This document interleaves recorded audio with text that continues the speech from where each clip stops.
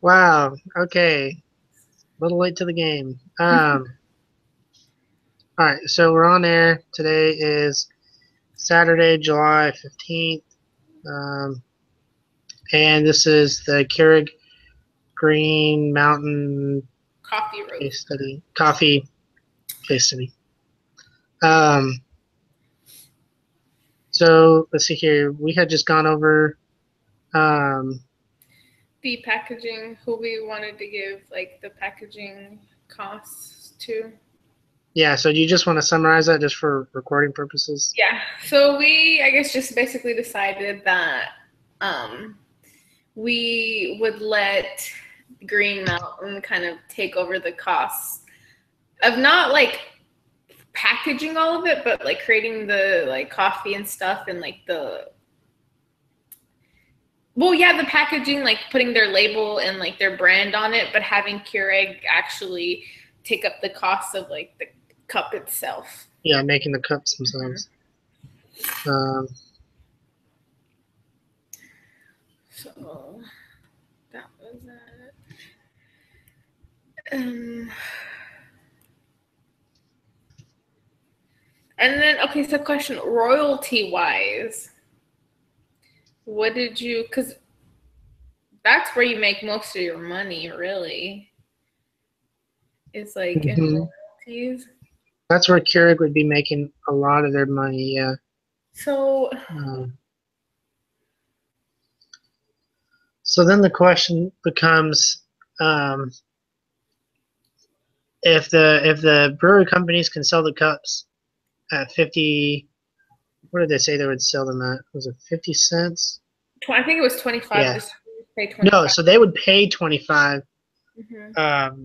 for the cups, like the roaster, the coffee roasting companies would Mm-hmm. pay 25 a piece for the K cups, and then they would sell the K cups to offices for about 50 cents. Mm-hmm. So that leaves them with a 50% margin. Um, the But question direct is, how go much from should Keurig be taking out of that profit, out of that 25-cent profit? Um, so after cost, I think I read somewhere that it was between 6 cents and 11 cents. I think I had but that like that's what they needed to stay profitable. Like royalty wise, it would have to I be didn't see that, but that sounds right. yeah, anywhere from 6 cents to 11 cents. And so I would just say just meet in the middle, like I guess 9 cents. Like Well, okay. We also got to think of though, if we go ahead and say Keurig should go ahead and pick up a little bit more of the cost for making the cups, mm-hmm. um, like making the cups, and then I guess they can also make the cover for the cups, but kind of leave the cover blank so the distributors can stamp the cover for it and have their own brand shown on the cups. But so if Keurig takes um, a little bit of the expenses themselves, um, and they go ahead and make the cups. Um, We'll give them 10 cents. There we go. yeah, I was thinking, um, yeah, no, that would make sense. That you'd want them to give them a little bit more instead of a little bit less. So yeah, um, that's definitely reasonable. 10 cents. Um, yeah, so if they sold it for if they so okay, so Keurig would make the cups, Mm-hmm. send them out to the brewery companies. Brewery companies would they would sell them to the brewery companies for, um, so I guess they would still sell them to the brewery companies for 25 cents. Mm-hmm. And then the well, The distributor. yeah. Mm-hmm. But then and then they could get 10 cents from the sale. But then why not just sell the cups for less to the brewery companies? Or more, I should say.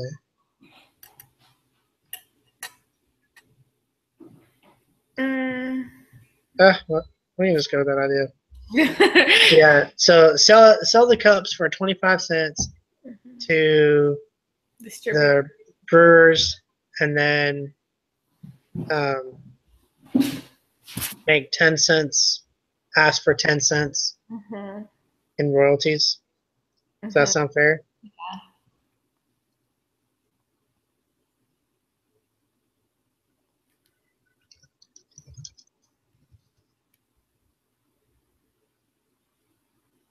Did it say anything about equity in there? Like about either of them asking for equity? Yeah, that was one of the questions. That's at the end of the case study. So he had talked to his, I think it was like VP of sales or something like that. Asking him,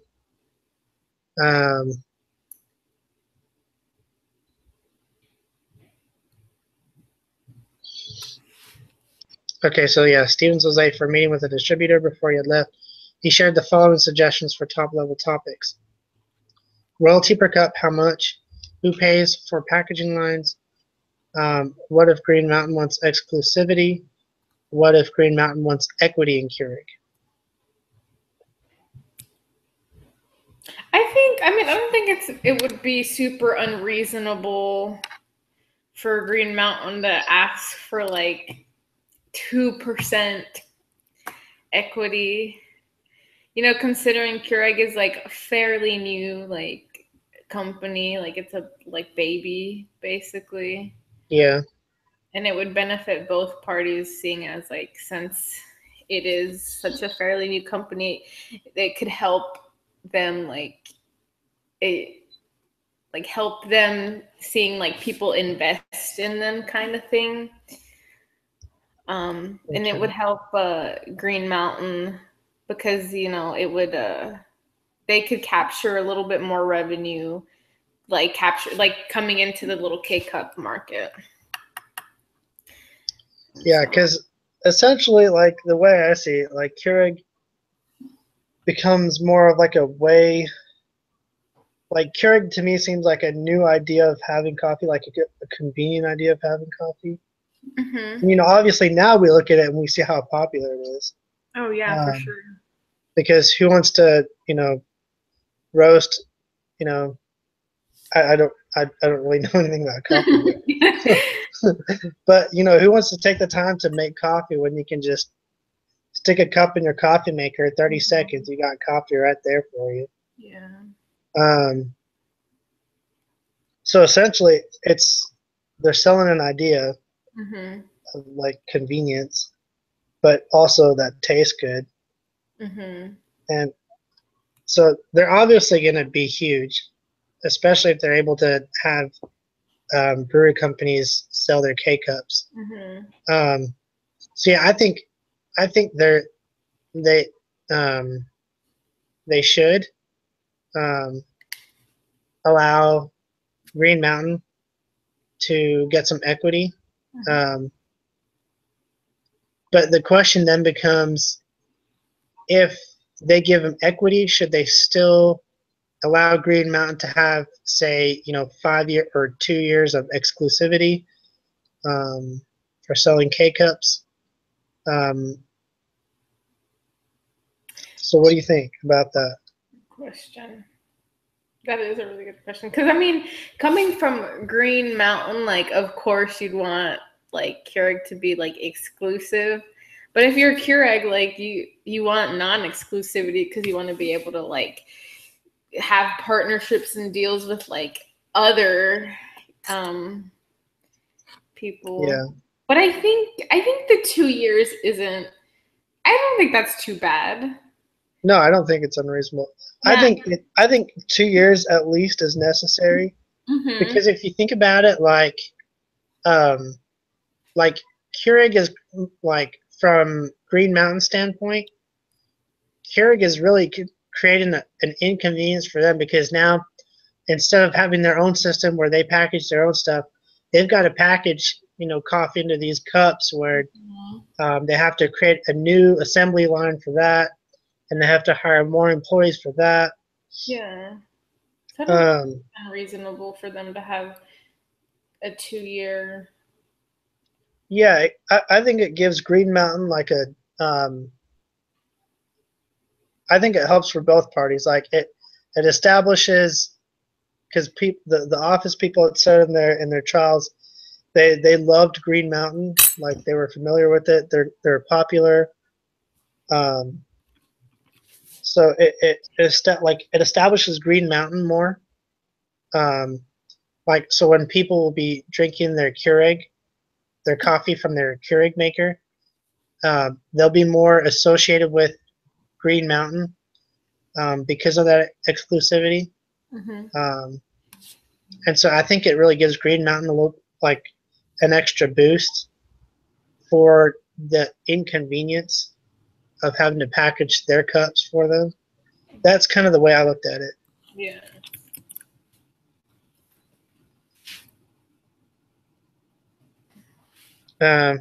Okay, so now that we have gone off on that,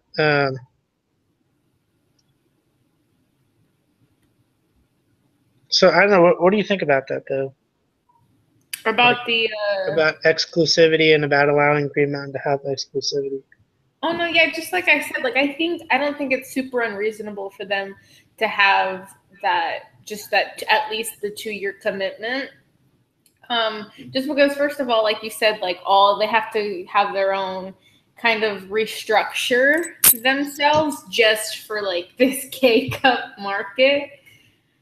And so I like, of course, I'd want to be like, hey, it's just going to be you and us for these 2 years until, we see how it goes. Mm-hmm. So I don't think it's super unreasonable. Okay. All right. Um,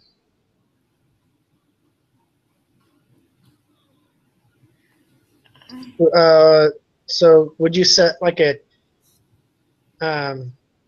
what would be your max for exclusivity? Would it be 2, 3 years? Yeah, I think 2 years is like Okay. that. And then they could always come back and have a clause in there that they could come back and revisit after a year and a half or something like that and see if it's working out for them. Kind of just having a clause in there saying that they can come back and revisit how they will want to. Um, so how important, um,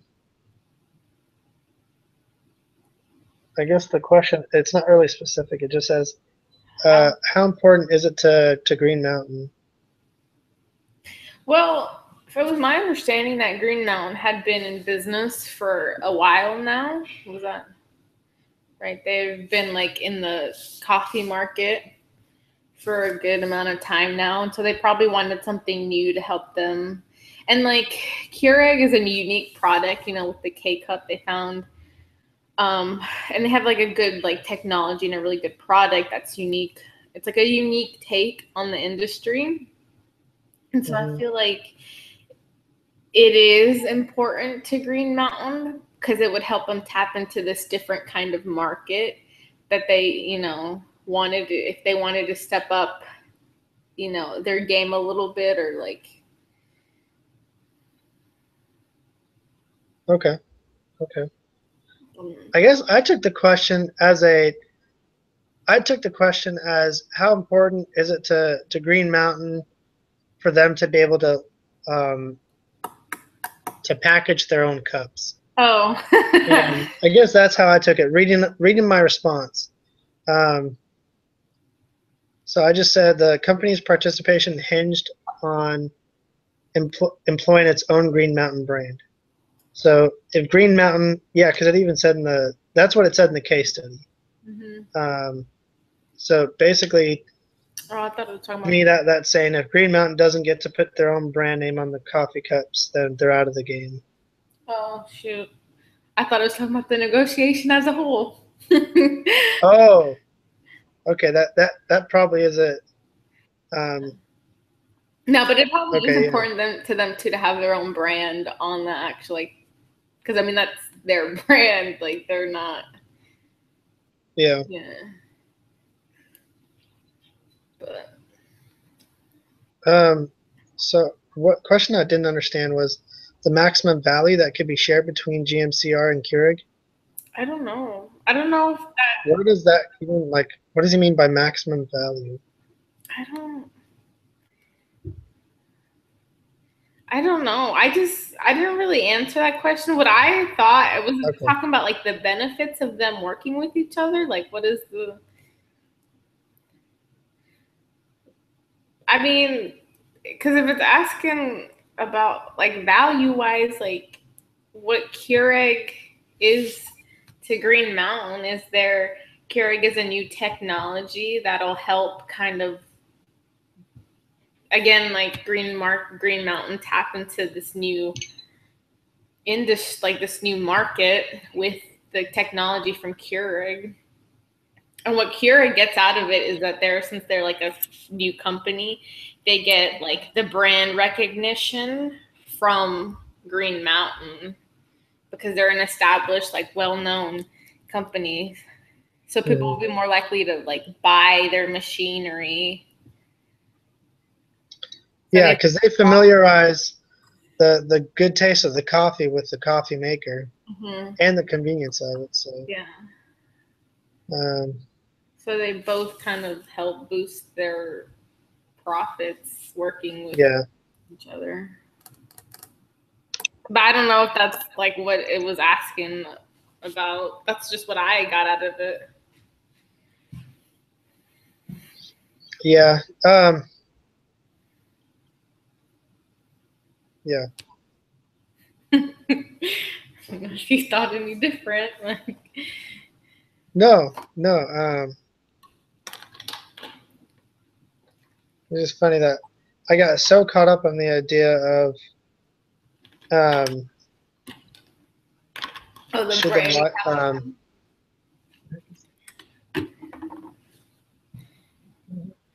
is that? Oh, that better not be a wasp inside of my house. Oh, flip a lid. Okay, sorry. There's like a bug. I can't tell if it's like a wasp or what.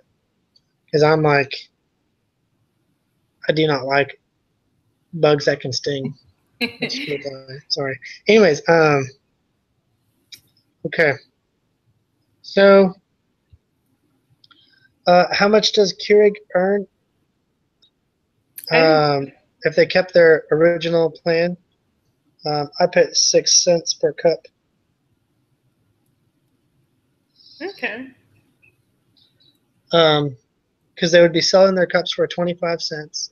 It Mhm. would cost them 19 cents to make. So that's how I got 6 cents per cup. Okay. And so, what is Keurig's walkaway? Would their walkaways be at the royalties? I or like Yeah. So well, because what I put. like, For, sorry, what were you gonna oh, say? sorry, go ahead. No, I was just gonna say because what I put for that was like Keurig's walkaway was anything less than 6 cents per royalty, and then Green Mountain's walkaway was anything more than 11 cents. Okay. But I didn't really know Okay. Um, what did you get? so I took it as like as part of the um, negotiation. So I'll just read what I put. So I put the walkway is Keurig can focus on making coffee makers instead of um, packaging coffee and making coffee Mm-hmm. and trying to sell everything. Um, they don't have to hire, an assembly line of workers. The walkways, they don't have to lease more buildings, more trucks. Um, they can get royalties from the K-Cups. People will see them for their easy to use coffee makers, and the K-Cups that have the coffee. They're essentially creating a new way to make coffee that's all about great taste and convenience. So then I put for Green Mountain's takeaway or walkaway is if they go with the alternative idea that, what's his name, Lazarus, set up, then there'll be their coffee brand with a 2-year exclusivity agreement would be associated with the idea of Keurig, of making coffee through the Keurig. So customers will essentially go to them before they go to another,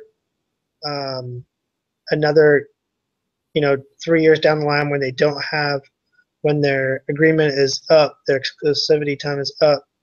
People will still go to Green Mountain because that's what they know. That's what they become familiar with Keurig, their home base for their coffee. So they essentially become essential for Keurig. So they become, at least for a short while, a brand of coffee that customers associate with Keurig.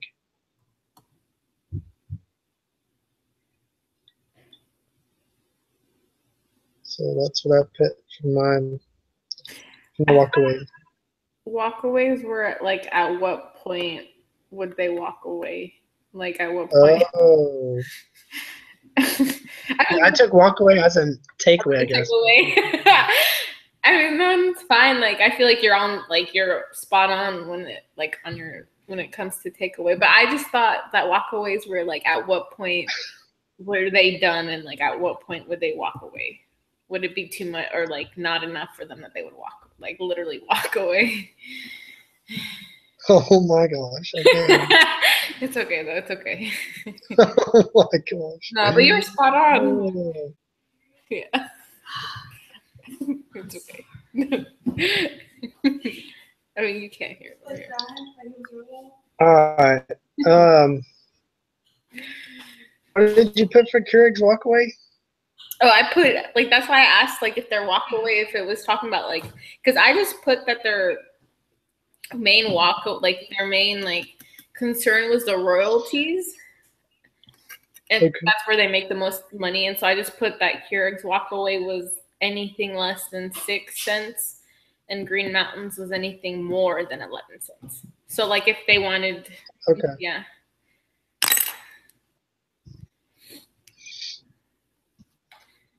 But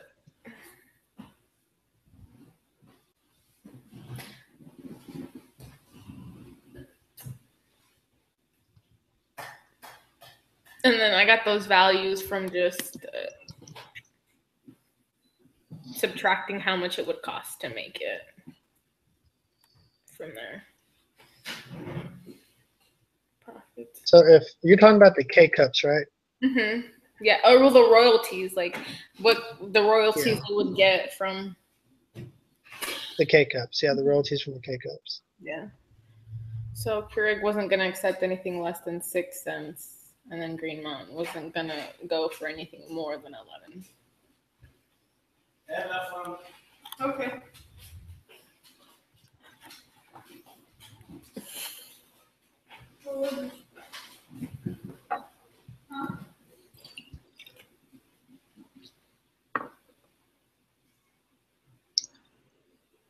I'd probably also go ahead and add in their exclusivity for walkaway. Oh yeah, that's true. Like if Green Mountain,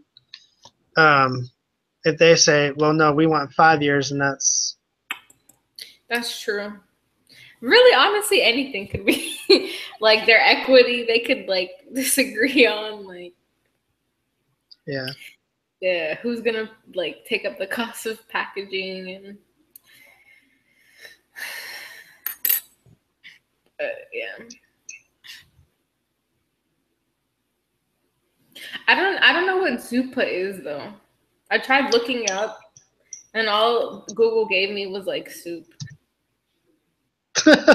Yeah, it's a soup. It's a really good soup. Yeah. Have you had Zuko soup before? No. I thought it was a southern. Oh no, it's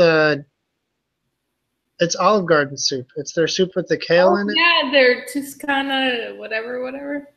Yeah, Yeah, actually, that's Zuko. I'm pretty sure.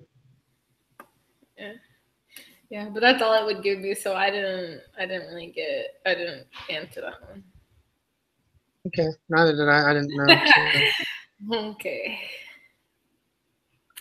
And so, how big of a deal is exclusivity? I think it's a pretty huge deal. I mean, I feel like if both parties were excited about growing, then they could use their exclusivity to each other to push, the product and push each other's products.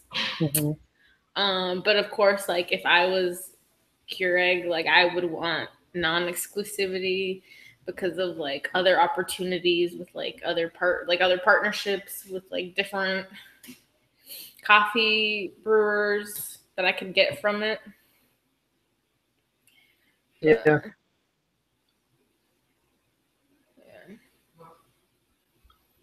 Yeah. It is. I mean, looking at from Keurig, yeah, it is kind of restrictive. So, however, if Green Mountain are not permitted at least a decent window of exclusivity, then Green Mountain are exposed to instant competition.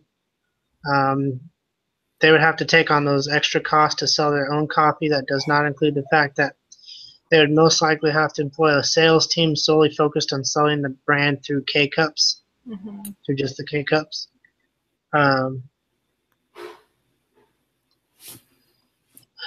So I think creating just at least a small exclusivity window allows them not to have to hire an entire new sales team or kind of shift their focus for their sales team. They can kind of keep the status quo for their company, and then Keurig can keep their own status quo. And then, once the 2 years are up, then things are up for grabs again, and Keurig can branch out to more brewery companies. But by then, people are so familiarized with Green Mountain and Keurig that the two almost become inseparable by then. And that's true. Actually, fun fact, do you usually look up the cases, like what happens in real life? No.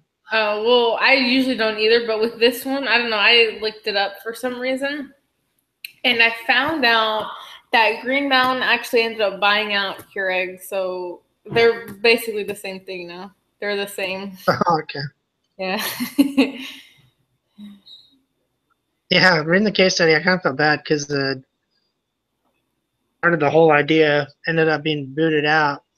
Yeah. Yeah. So. Yeah. Have we captured? But that's what happens when you get capital from Capital Ventures, is they say, "Oh, we need a new CEO." It's not working out, and then they take over the company. Yeah. So, anywho, those are all the questions.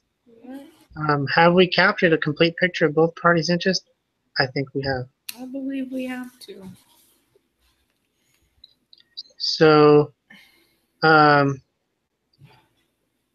back to the first question, what was the tone of your negotiations? I think it was positive. It was very positive. We were both interested in helping out both parties. Yeah. All right. Cool beans. So next week we do have one more case study. Is it just one or two? I think it's one. Okay, question. When does the semester actually end? Like officially? I believe it's next week Friday. Yeah. The 20. What did I say? Okay. Yeah, I'm pretty sure it's Friday next week. Nice. Okay. But just if you have any makeup work for this class, it's due by the 18th. Do we have to email him, or like we just like?